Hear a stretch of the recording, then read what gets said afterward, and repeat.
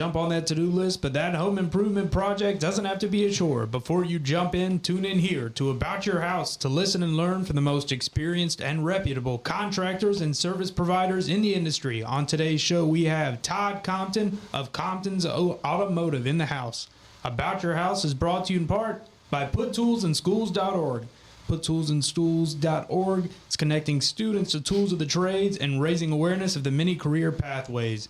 About Your House is also brought to you in part by Queen City Home Store. Queen City Home Store is a family-owned store. They've been serving the Carolinas for over 70 years. They're the largest independent appliance retailer in the Carolinas, constantly growing and taking pride in the experience that they offer customers with a knowledgeable sales staff, product selection, and lowest price guarantee. So sit back, relax, and enjoy some time with us as we spread a little love. And now, here's your host, Ray Terry.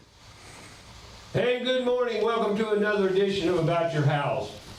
Heard and seen live every Tuesday between 10 and noon, which you might be viewing this right now.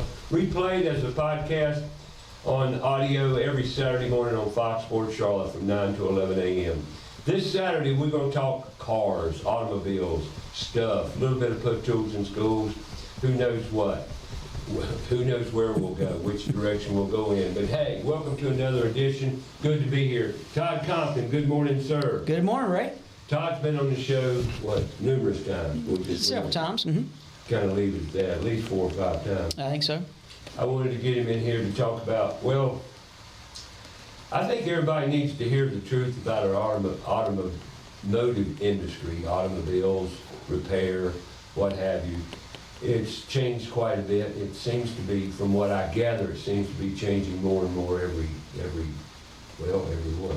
Oh, I say it could be every 6 months. So, but and I get what you're kind of going with that. Sometimes it's not so much about the automobile itself, but it's about what I'm learning about every 6 months or even a year is actually the communication and talking with the people that drive the vehicles. That's what's really changing. In what way?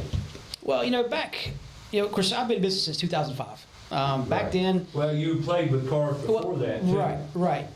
I mean, you grew up playing with cars, probably. Oh, yeah. I would guess. Yes. So it goes way back. You've been in business since 2005. Right. But in actuality, when did you start playing with cars? Motorcycles, bicycles, all that, go-karts. Yeah, it's... yeah. But it goes way back. Way back to high school, probably. Oh, prior to that. I think I was in junior high, taking apart go-karts. Well, see, I bring that up because here we go, and that was your career pathway. Yeah, it was actually my career pathway, really well. So a little bit of history on that is, I grew up, so I'm from Charlotte. My mom and dad. 2 homies here. Yeah. Yeah, cool. and 3 actually, originally from Charlotte. Yeah, my mom went to Central High, down where Central Piedmont's at now, sure. And my father went to, I believe it was Garinger. Well, so growing up. Can I interrupt you here, Dennis? Yeah. How was your father? He's still with you? No, he's not. He passed. I'm sorry to hear that. And it's part of the reason I can tell you more of the story about. Talk to me. So, but he would have been 85 or 86, if I remember correctly. About 10 years old. And so he died in 1985. Gotcha. And so, but growing up, I remember going to race shops. I remember going to Darwall. It was an 88 Gatorade car. I remember going to these shops where they weld up the frames. So my dad would sell fuel. He also sell race fuel back, in the late 70s, early 80s. And he was also a photographer. He would get in some of these dirt track cars in the pace car and take pictures out of the back. Wow. Out of the back window. Sure. And just take pictures of these cars, on the pace laps. So we grew up in we kind of grew up around race cars. And then. Easy to do in Charlotte.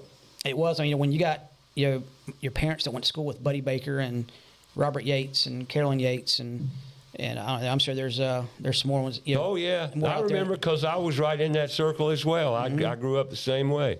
Yep. I would have been in racing if I didn't take that fork in the road when I was around 18, 19.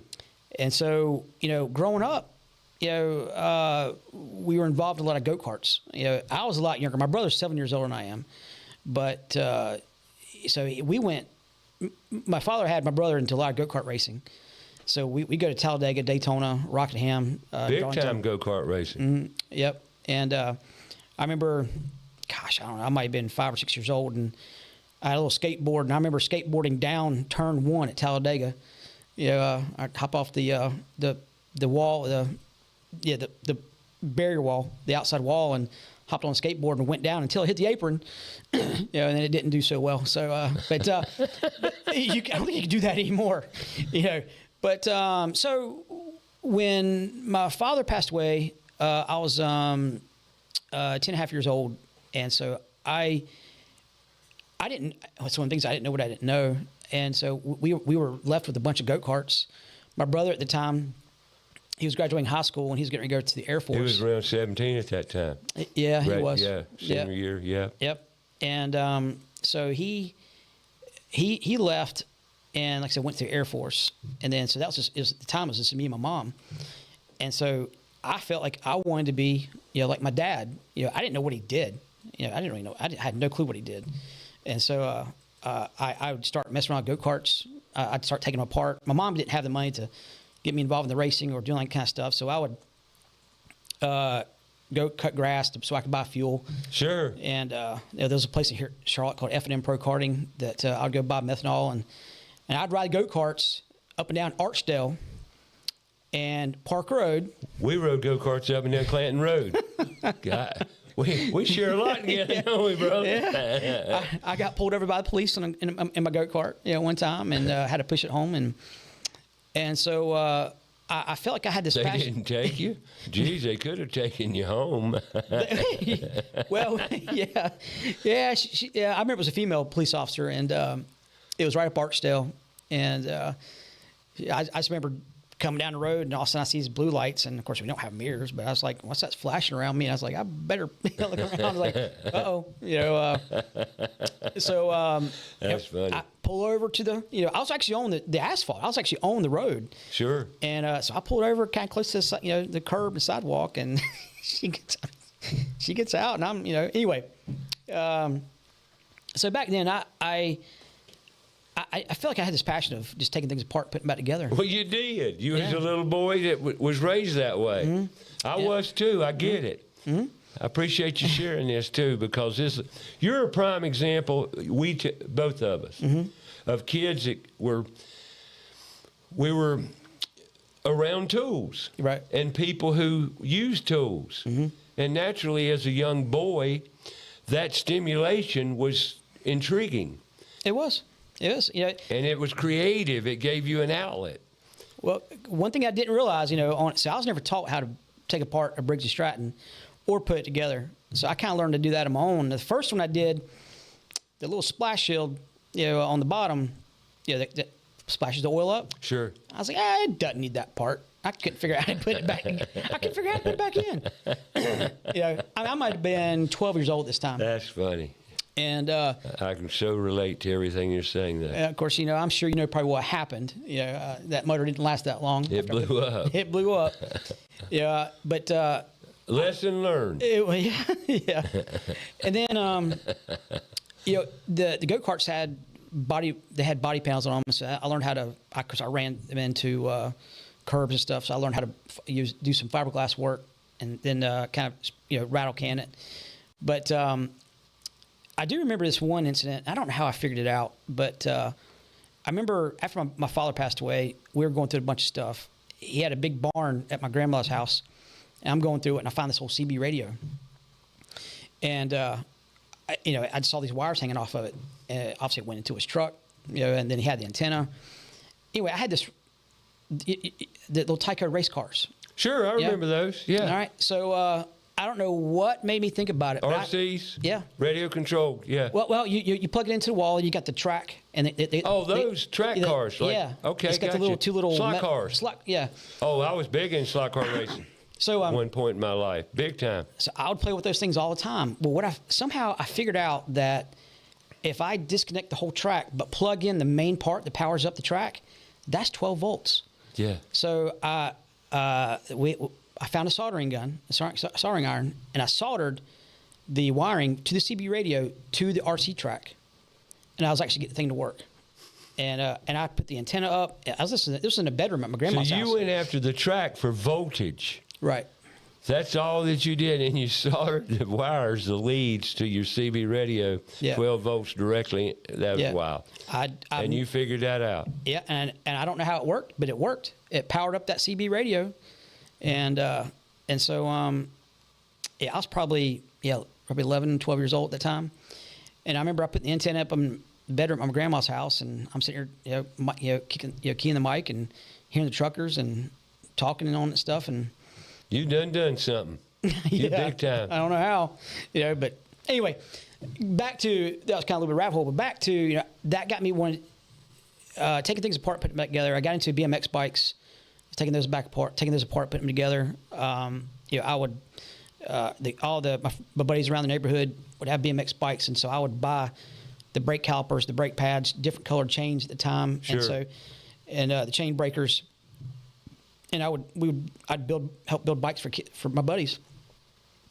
And so I just kind of felt like I wanted to, the history in our family was kind of racing. So I always wanted to get into racing, but that just really never happened. So then I went to high school, went to automotive program. Which high school? South Mech. So South Mech had an automotive program, and you went to that CTE.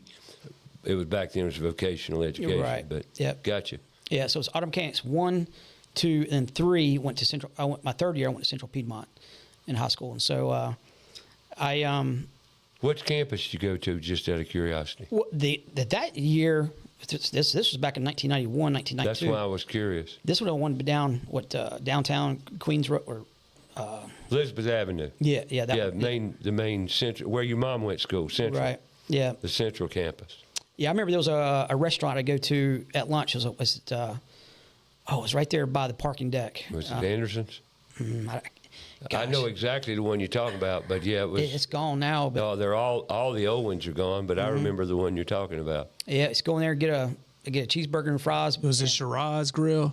No, That was good. no. It was right beside the parking deck. Okay. It was a main very parking deck. common restaurant, very popular for many, many, many, many years, and then it went away. Yeah, but you go there. Like a lot of restaurants in Charlotte. Well, then have. CP bought that land and then just Oh, yeah. basically bulldozed a lot of those. Yeah. So that's kind of got anyway. That's kind of going back to how I got where in a roundabout way where I got where I'm at. I did go to a couple of race shops, and since we knew some people in the industry, but I got blackballed on that. An old friend of the family worked for one of the race shops, and he's like, you don't want to do this. You don't want. I was like, yeah, I do. He goes, no, you don't. And I was like, all right. So anyway, but so I never got into the racing, on that. Wow, I appreciate you sharing that. That's great. That's some good history. It really is. I didn't realize between us, we grew up a lot alike. I tore my first lawnmower completely down to the pistons when I was 12 and put it back together, and Right. it cranked on the second pull. That's And that was me just playing at my uncle's house and looking at his lawnmower one day, says, we're going to tear this sucker apart and put it back together. well. Hopefully it stayed running versus mine. It did, because I had to mow the grass. Got it. So it did stay running, and it was there again, that was fun to do. Right. And, but it's interesting. But that's how you got into mechanical work. Now you graduated from CPCC, you got your certificates and all that stuff. Where'd you go to work? Well, my third year when I was a senior in high school, Right. I went to school and did my academics for the first half of the day, and then the second half, that's when I went to Central Piedmont. Gotcha. So when I graduated high school, 10 days later is when I went into the Army. And then What'd you MOS in the Army? it was a 63 Sierra heavy wheel mechanic. Okay. And so- I went to wheel mechanic too. Yeah, we worked So on. we share a lot. Yes, we do. My MOS was wheel vehicle mechanic, and then I went to Fort Knox for track vehicle mechanic. Got it. I Yep. was honor graduate in wheel vehicle mechanic school. Nice. Yeah, Nice. well, I didn't know there was such a thing until they came in and says, Terry, you got to go to see the CO. And I says, what for? You're honor graduate. I says, what's that mean? You know, so anyway. And I had just gotten through fixing the 4-cylinder Jeep engine on the stand. You know what I'm talking about? On the The Jeep engine. They foul up a Jeep engine all kind of different ways. Fire and order distributor and all. They just Got it. mess it all up, and you got to go in there and get it running. Got it. I had it running in 10 minutes. That's awesome. I mean, but it was just a 4-cylinder. Yeah. And well, once you get the fire and order and they get the distributor set up, you're halfway home, and then, you know. But anyway, it was fun. Well, I mean, that sounds easy to you. You know, you understood it. Yes. You someone that does not understand, can't visualize what happens when all takes place. Sure. That's not an easy thing to do. Right. Yeah. Well, but I loved engines, and I love the way they work. Yeah, I just Right. love to tinker with motors, engines. Yeah. They're engines, they're Yeah. not motors. Motors are electrical, folks. Engines are internal combustion machines. Right? That's right. You know, but people call them motors. They're not motors. Tesla's got motors, 1 or 2. Yeah. But anyway, so then you graduated from high school, and then what? Well, excuse me. Went to the Army and went to Wheel vehicle. Yeah. Where'd you go to basic, if you don't mind me asking? Fort Sill, Oklahoma. Okay, cool. And then went from there and went to Fort Jackson in South Carolina. And I joined. I was hoping this was when the Desert Storm was kicking off. Right. And so never went over there. But I worked on basically the motor pool, the deuce and a halves, the Hex 5 tons, Gotcha. things like that. The Hummers, the Humvees, had not really come out yet, so we were working on the Cut V's, which were the Chevrolet K5 Blazers. Oh yeah, I just saw a video about those trucks and how strong they were. Yeah, They were really a very exceptional vehicle, and they took them off the market because of something. There were too something for street. maybe I don't recall on those. Yeah, well, I just saw the video like last week. I was blown away. I didn't realize Chevy made such a durable vehicle. Right now, I know they're very coveted. Yeah, and if you find one in good shape, it's not cheap. I know, but they're strong. But so you worked on all that, right? And then the Willys Jeep, they were phased out.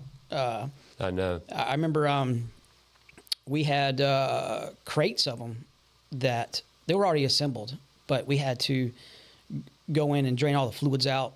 And I guess they were getting ready to take them and scrap them and do whatever they wanted to, right. whatever. But we had to, basically make sure all the fluids were out of them, and then from that point they went somewhere else. I hear you. So how long were you in the Army? Wasn't there very long. I got in a little bit of trouble, and so they got rid of you. Well, it was mutual. Well, no, I understand. Stuff happens. Yeah. It was one of those things. Well, I don't really want to get into those details, but it. You don't have to. But. We all make mistakes, Todd. Yeah. All of us. Yeah. One way or the other, we all make them. We got to grow up. Right. And the rules aren't easy sometimes. Yeah, it was. They asked me, what would you like to do? And so it was like I said, it was not a. It was. I won't say it wasn't a reprimand, but it was. It just was not working out, and I was struggling with some things. Right. And so, we cut ties. Yeah. I mean, and so I could have re-enlisted. So I could still had re-enlisted. Right. And so if I wanted to, but you didn't. You got out. I did. Yeah. It's civilian life. Yep. And then I went into then I went to Nashville and went to school and went to college went to NADC, Nashville Auto Diesel College. National what? Nashville Auto Diesel College. Okay. How long did you go there for? I was there for about 2 years. Okay, cool. Yeah, and so. So you got some pretty solid education behind you. A little bit. Yeah. So I spent time out there, and then I worked for a dealership when I was out there. Mm-hmm. Then I moved back to Charlotte for a little bit, and then from that point moved out to Colorado, worked for a dealership out there. What kind? It was called Medved Autoplex. They had almost all the GM lineup. Right, I got you. At the time, Hummers, they had the big Sure. the H1s. GM, or no, they didn't have GMC, but they had Chevrolet, Pontiac, Buick, Cadillac. It was like Medved Autoplex. So I they hear had all you. kind of stuff. I hear you. Well, we're going to go further, but right now I got to speak of and about my sponsors. We'll start out with Mr. Killo, Ralph Killo. No, he is long since retired, but a great man. Third generation now, started in as early as 1939 in the Charlotte market. Killo Exterminating, one of the oldest pest control companies on the list today in Charlotte. That's Killo Exterminating. Great company, great technicians. All technicians are certified in entomology, and they know what they're doing. And you can even call Killo and request the same guy, the same technician. And I said guy, pardon me, there are some female extermination technicians out there, pest control people, so don't let me shortchange that. Yep, entomology. Killo Exterminated. Go online, set up an appointment, give them a call. That's killo.biz. Killo.biz. And let's don't forget our people at ABS Insulating. Got a call last week about encapsulating an attic. Send them to ABS. ABS is your comfort specialist. When I say comfort specialist, I'm not talking about HVAC, heating and air conditioning. I'm talking about wrapping that house up to be comfortable. Minimize your electric bills, save energy. ABS Insulating specializes in that comfort you need. Encapsulating attics, open cell, closed cell foam, fiberglass insulation, air seal programs, you name it. And don't forget their gutters. They've got a complete gutter division to take care of any gutter needs you may have, be it protections, gutter protection systems, downspouts, downspout conversions, you name it. That's ABS Insulating. Go online, absinsulating.com. And Rhino Live Foundation Solutions. If you've got foundation issues, they're the company to call. Totally transparent in all their activities, licensed both North and South Carolina. Great company, great staff, great service. That's rhinolivefoundations.com. Today, we've got Compton's Automotive in-house talking about, well, automobiles. Well, actually, we're talking about Todd and how he got to automobiles. We're about there.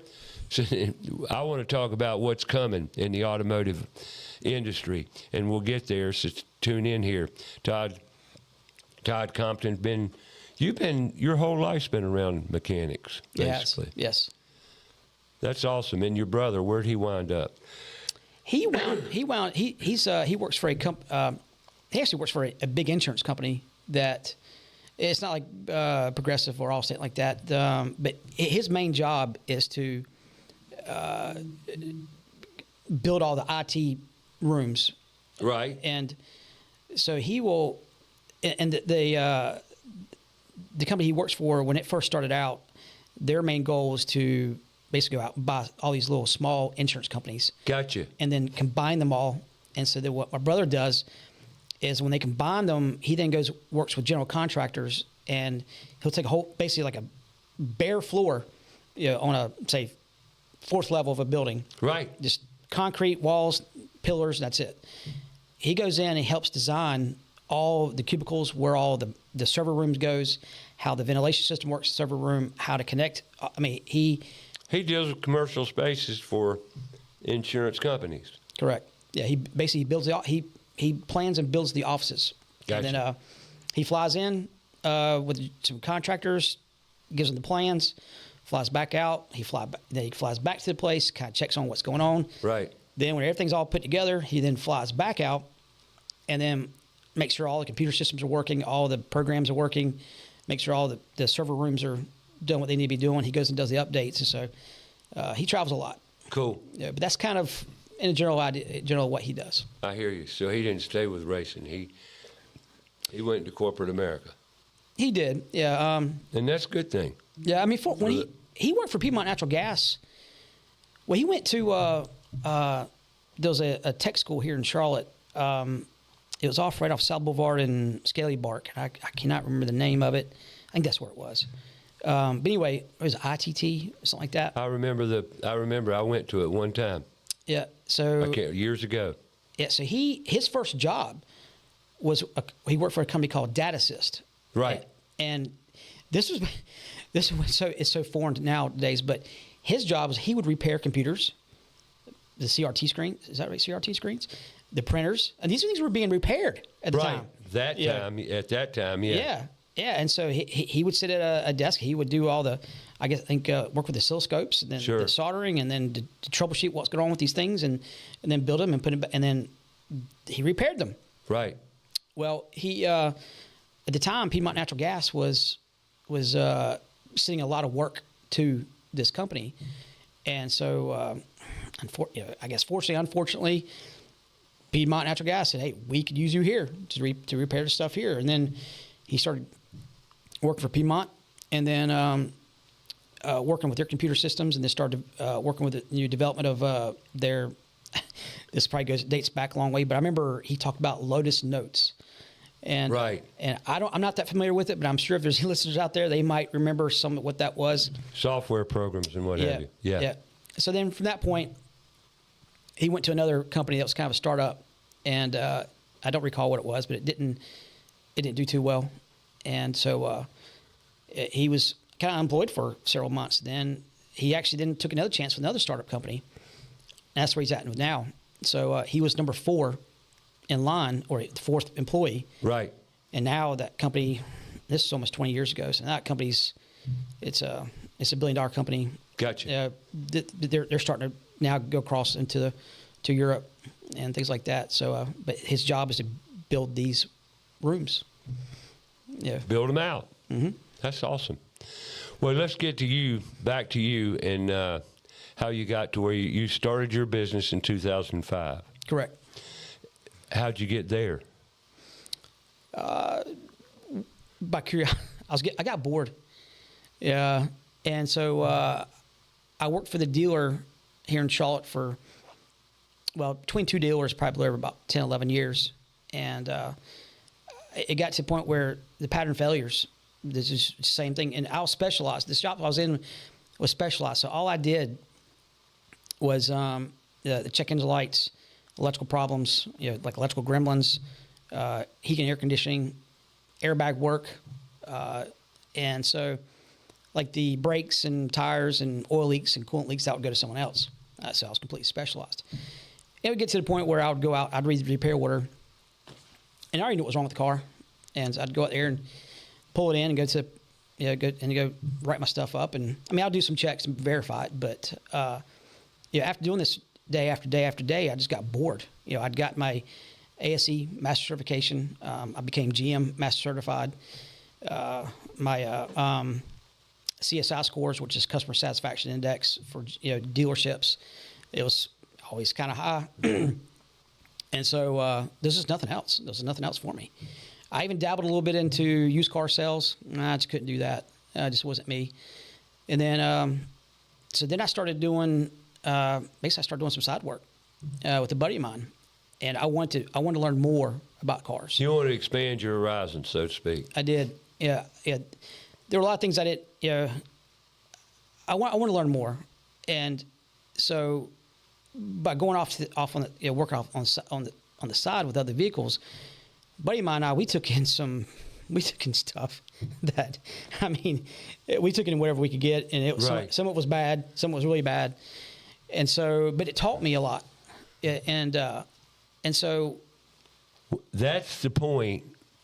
This, I bring people in here in the trades, which you are, no question about it, automotive. The only way we learn is through failure. All right. Yep. Right? And through application. If you don't apply, you can't fail. If you can't fail, you can't be wrong, and you can't be learning. That's right. Right? That's right. I have failed many a times. But you did it. Yeah. Yep. And you learned each and every time. Did you learn finally? Probably No. not, because you're a man, and we're a bit hard-headed.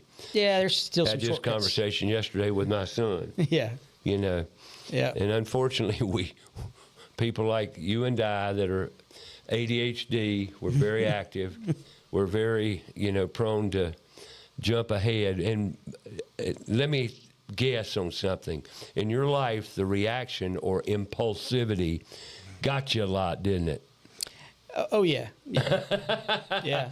Yeah. When you try to look at that short, I might be able to do it this way. Nope. Just like that part you left out of that engine. I don't need that. Yeah. Yeah. Yeah. I think one dangerous one was I was pulling a set of coil springs out, and I chose, and I was young. I know some guys will be listening going, "You idiot." I was like, I agree, but, I lowered the control arm down. I thought I had it lower enough, and I go reaching there, grabbing a coil spring. It was out of an S10 truck. I pulled that coil spring out, and I'm going to tell you what, when that thing unsprung, my hands were on that thing, and my hands, that's a feeling you won't forget. Yeah. So You still got your hand, though. I still got my hands, yeah. But if anybody's hit a baseball and got the vibration from the bat, that vibration, tingling, stinging feeling. Yeah, just multiply that just a few times, and it doesn't feel too good. But you learned something. I did. I learned to make sure I put the right tools on the thing. So when you started your business, was it a sole proprietorship by yourself? You were partners? No, I started it pretty much by myself, but with the support of my wife. And it's an incorporated S corp. Right. So I through the process, I figured the things I needed was a corporate attorney, a CPA, and I think that's the only two things I want to try to make sure I had. And then went to an attorney, told him what I wanted to do, and went through the process. And then June 21st, 2005. It's the first day that I technically opened up. For business. For business, yep. Right. All right, 2005. Mm-hmm. Wow. A lot of changes. Yes. And, of course, circling back to what you were kind of initially asking about, and what I was saying about what's changing in the automotive industry is the technology of the vehicles, it does change. But what's really changing is how we handle the customers. That's what's changed so much. Over the years, back in 2005, I did have a computer but a lot of things were handwritten. And phone calls were always phone calls, to the customers. And now you've got email, text. You got programs that remind the customers, all this data. And I've noticed it with your business, because I am a customer, and I get notices, and all that software that you buy, and some of it I can't stand. Right. Some of it I just think it sucks, but that's just me as a consumer, and I can say that I don't like it. And you're not by yourself, because the automotive industry, and when you get into like you, a bona fide automotive repair company approved, and you're a member of different groups, associations, right? And you're active in the industry. And through such activity in an industry, regardless whether it's automotive or what it might be, right. You're going to be an industry person. You have to be. And with that comes software, control factors. And I understand it, because it makes your business run smoother and easier. It does. And also there's things put in place also to basically cover our tail. Exactly. Because there's some people out there, I get, if a business has completely really done you wrong, but in today's world, sometimes it becomes really easy. Instead of someone coming back to us, say, hey, our car's not right, they just do a chargeback. And so we have no opportunity to try to fix something. So there's things, again, it's things I've learned over the years. Right. And so there's got to be things in place that protect the business. And so it's just not right to me, it's just not right. We do mess up. We are not a perfect shop. Oh, if it's mechanical, you're going to mess up. I don't care who you are. Yeah. And so it happens. And if we don't get something right, instead of calling us back or saying, hey, we have a problem. Instead, all of a sudden, I get an email from my merchant company saying, hey, you've got a chargeback. What? You know, just, okay, you know. It would seem to be that stuff's kind of not fair is not a good word, but not legal, you know. Well, it is. Then you have to go chasing. Like you got time to do that on top of the everyday chores you've got in business. Right. And yeah, and so there's things that so with the software, there's things that we have to put in place that not only they protect us, but also it gives the customer a concrete information. Mm-hmm. You know, so back in the 2005 when a lot of things were handwritten, there could be a loss of communication as far as what something might have cost. And then as as a business, you're not trying to do anything wrong. As a customer, they're not expecting anything different. But what happens is a conversation over the phone, someone may not have understood. And so what happens is when someone then comes to pick up their car and they said, oh, well, my bill's $100 more than you told me on the phone. And now what are you doing? So if it's not written down, it's a lie. Either your line or the other person's line, even though it's miscommunication. So with all the digital stuff, there's a paper trail, an easier paper trail, and it's easier to pull up. So that way, whatever we do, before we ever do anything, customer knows exactly, sees it, has it saved, and sees it, and knows exactly what they're paying. So that's where some of the automotive industry has changed. Technology's a part of that. Yes. The technology curve, because technology's changed everything in our life since 2005.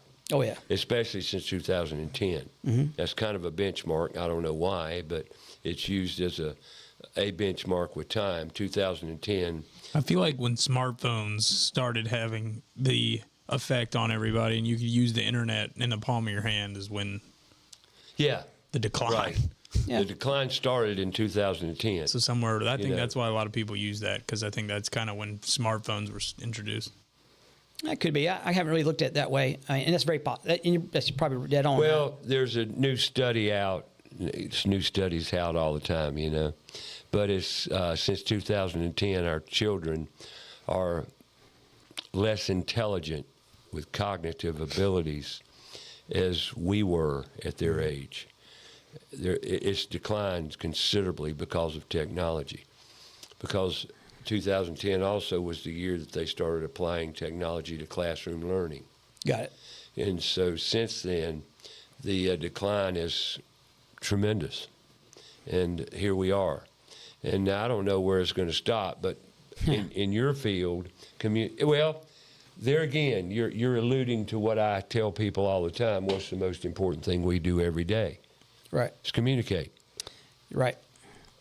Yeah. And that becomes a problem with you and your business, and the fact that it's not fail-safe, so to speak. And that's what you're trying to prevent.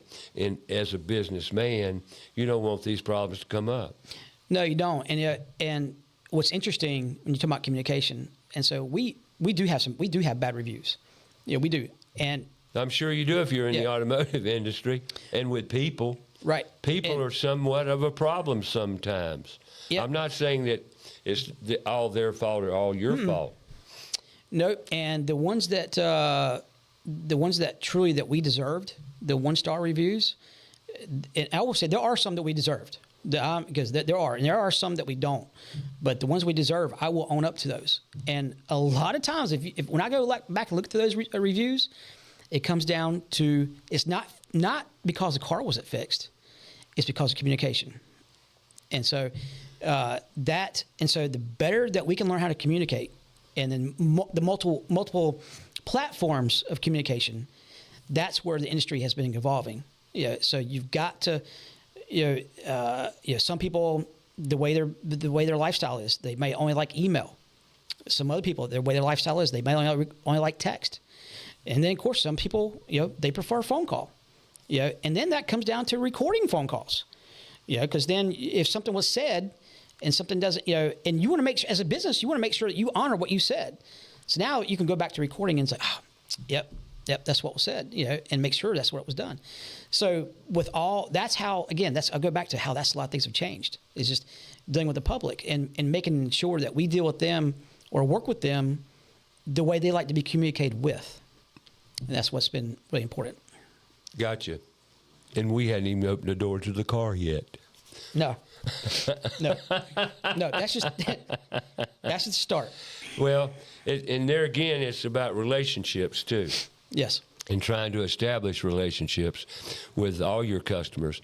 The one thing that I can say about automotive, it's no different than home service. Might it be electrical, plumber, HVAC technician, or whatever. We're all providing service, servitude, purpose, and that becomes a problem if we don't communicate well, especially in today's world. That's right. That's something I do communicate, but every now and then you can just mess up. Something falls through the cracks. Yep. With all this technology we have, it isn't necessarily an easy thing. It really isn't, unfortunately. Yeah. I mean, yeah. I mean, it could be. I mean, there's definitely things that fall through the cracks. And Yep. There's no doubt about that. But Well, let's talk about some sponsors. sure. Queen City Home Store. Queen City Home Store is actually, Queen City Home Store is opening new stores all across North South Carolina, and they will supply you with anything, be it furniture, be it media, be it appliances, be it anything for your home furnishings, bedding, you name it. They've got you covered. That's Queen City Home Store. Go online, queencityonline.com. You can do shopping right there online. You can give them a call at 704-391-6000. Queen City Home Store, been a part of Charlotte, been part of the Charlotte market since 1952. That's, do the math, that's almost going on 75 years, 3/4 of a century. Yeah, I know very well because I was born in 1952. That's your whole life. Yeah, right. My whole life, Queen City Home Store. Queen City Audio, Video, and Appliances, formerly now Queen City Home Store, your go-to home furnishing store. And best appliances, best deals at any there, best price guaranteed. That's queencityonline.com. Don't forget about your floors. That's right, Floor Coverings International, Southeast Charlotte. Soon to be a different name, I was told. We'll keep you abreast of that, but that's Floor Coverings International, Southeast Charlotte, bringing the showroom to you. Yourflooringteam.com is their website, yourflooringteam.com. Go online, check them out, set your appointment up. They'll come to you, bringing you whatever you may need for your floor covering needs, be it stairs, hardwoods, engineered floor, LVP, luxury vinyl planker, LVT, luxury vinyl tile. They've got it all, so give them a call. Go online, yourflooringteam.com. That's Floor Coverings International, Southeast Charlotte. Today we've got Todd Compton in the house, Compton's Automotive, and great go-to automotive company on Sirius. Cyrus Lane. Out near the airport, Yes. West Charlotte. Yes. How long have you been at that location? That particular building, we moved in that building in 2008. 3 years after you started your business, Yes. and you've been there. You've had some struggles through that time too, haven't you? Oh, I've had plenty. Yep. And see, if you said you didn't, everything's rosy, I'd say you're lying to me now. Come on now. People say business is great always in Charlotte. No, it's all cyclic. It's got highs and lows. Right? It does. It does. I mean, and I'm probably sure I can speak for other business owners, but some days you'll be flying high, and the next day you feel like everything's getting ready to crumble. Right. Yeah. It's just, sometimes the swings are quite a bit, and over time he's got to learn how to figure out how to balance that out a little bit more. Yep. You try anyway, don't you? I do. What's been your biggest issue since you went in business?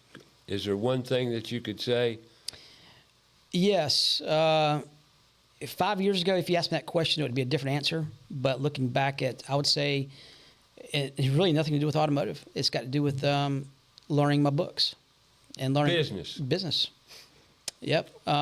Learning how to read a P&L statement. Learning what the balance sheet means, your cash flow statement, learning what that means, and then knowing how to move everything from your point of sale or what the business is doing into your books, and understand what you actually need to pay your bills and to actually make the 4-letter bad word profit.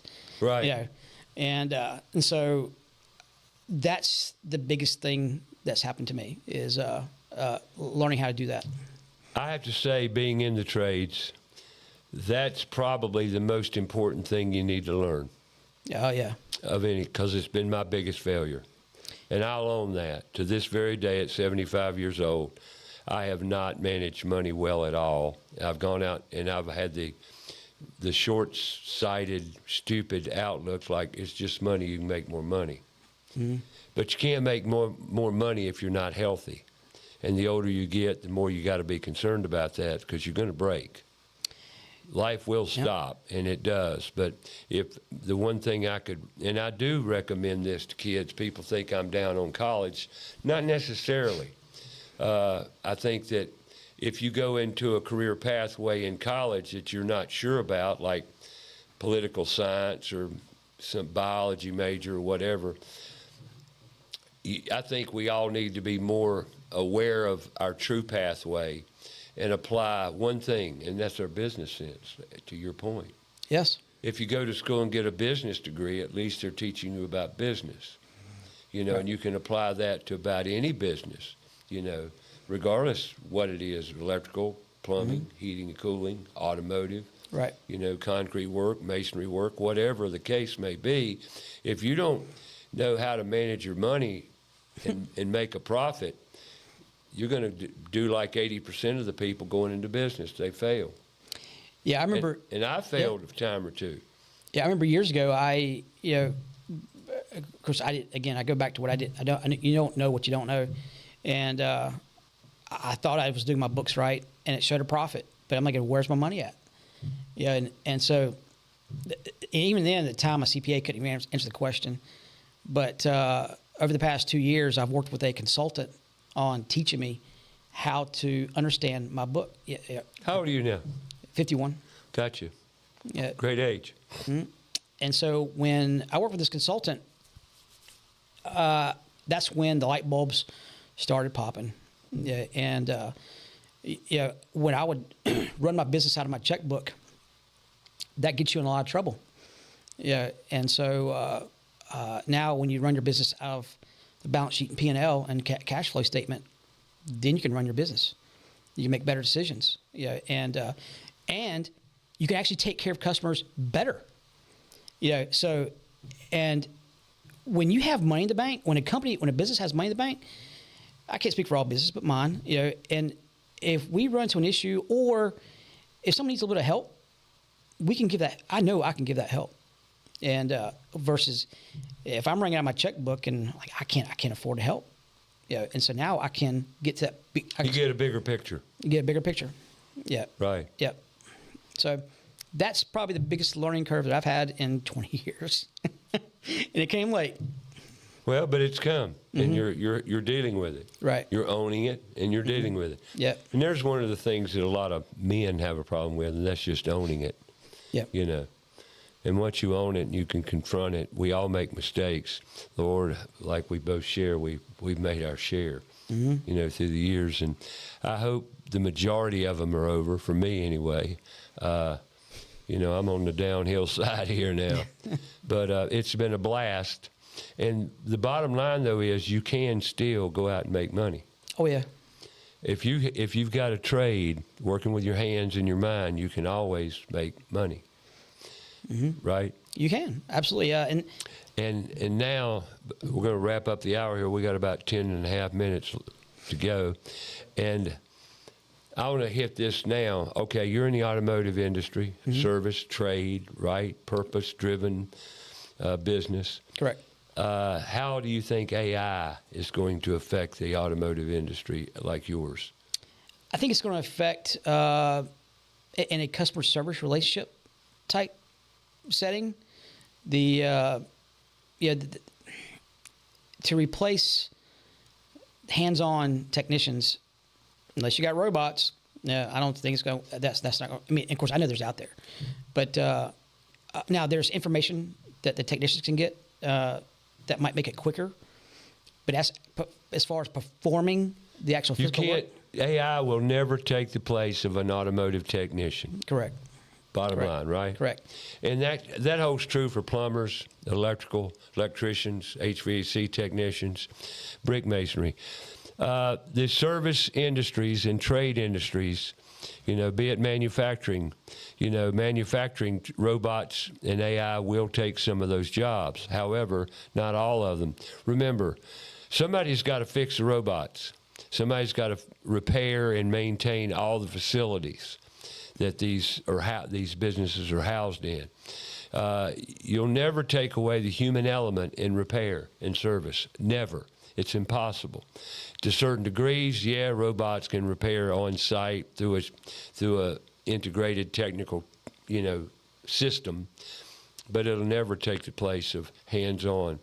And I got a call last week to that effect, and I may have shared it in last week's show, about a guy called me from Delaware doing an article for the Charlotte Ledger and wanted to know if I'd talk to him about my opinion on how AI is affecting kids, the recruitment or the awareness about kids around AI and the ability for AI to how it's affecting the trades.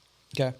And I told him, I says, well, first of all, 8th graders, 9th graders in the Charlotte-Mecklenburg school system are not aware or even know about the trades. They don't know what the trades are. Right. And I know this firsthand because I've been in 5 middle schools this year alone, and the kids do not know what the trades are in the 8th grade. Last year I was at 2 schools and interviewed the 9th graders. And the 9th graders did not know what the trades were. Now, the 9th graders were coming out of the 8th grade, obviously, that didn't know then. Now they don't know now. So we've got 9th graders, first year in high school, Right. that aren't even aware of the trades. Now, how in the world can I talk about how AI is going to affect the trades when the kids don't even know what the trades are? Now, folks, I know I drill this home a lot, but we got a big problem in this country. It's big. Yeah. And but you ask them who's going to college, they all raise their hand. Which that's all well and good, but we all know that's a joke. That's not real. First of all of them don't need to go to college. Second, they're being trained, herded, driven, manipulated into going to college because that's the academic successful pathway. Wrong. I'm going to push back on that just a little bit. Please So do. now you need to specify what type of college. So I concur. I Yeah. agree with that. So like an electrician, they have to go through journeyman. I mean, someone's got to teach them Ohm's law. They don't have to go to an apprenticeship program to learn to be a good electrician. Yes, it helps, just like your pathway. Mm-hmm. Yeah, you went to college. It helped. Right. But you went in the direction of your career Right, got it. pathway. Right. I couldn't agree more. I'm not against college or education. Right. But there again, I'm upset about the misinformation going out to our kids and not Right. and raising the awareness of the complete menu of life and career pathways. I We're agree. not providing them with the knowledge and the pathways that are out there. Like when the 8th and 9th graders aren't even aware of what the trades are. Right. How in the world can I? That I totally agree with. I totally agree. But as far as going to college, I just said, go to college, get you a business degree. Mm-hmm. You don't have to go to a 4-year college to get that. Right. You don't have to go but 2 years to get that Right. because college is turned into a cash cow. They're going to suck the blood out of you as long as they can. Mm-hmm. And that's just the way it is. That's not me talking. Right. I'm not saying that for me to be right. I don't want to be right. When you talk about the college, the trade school, I almost prefer, if the students go to a trade school. Good point. Name one. Central Piedmont. One, Central Piedmont, right. That's what I got. And then you got Aspire Trade High School. But that's it. Right. Yeah. But that's it. You're right. You're So right. how in the world can we perpetuate trade high schools when we don't have any? That's a fair point. And it comes in conversation when I'm talking. There are some broadcasting schools that if you There you are can learn some of cosmetology the- schools. yeah. There's Right. automotive schools. There's, Right. there are schools out there for the trades, but they're few and far between. That's the point. And when I'm in conversation with a high school kid, Right. he says, "I'm going to go to trade school." I says, "Which one?" Then he looks at me and says, "What do you mean? Name me a Yeah. trade school." Yeah. Yeah. And they don't know of a trade school because, and now I sent an email to CPCC. I want to go back out to Harper campus, take a tour, Right. get up to date, up to snuff, so I can tell kids, you can go to CPCC for 2 years, come out, go to work. And you don't even need to wait 2 years to go to work because No. what you get in the class, Yep. you can get a job in that particular field. That's right. But back to your trade school. I would love to say go to trade school. I'm speechless because you're absolutely right.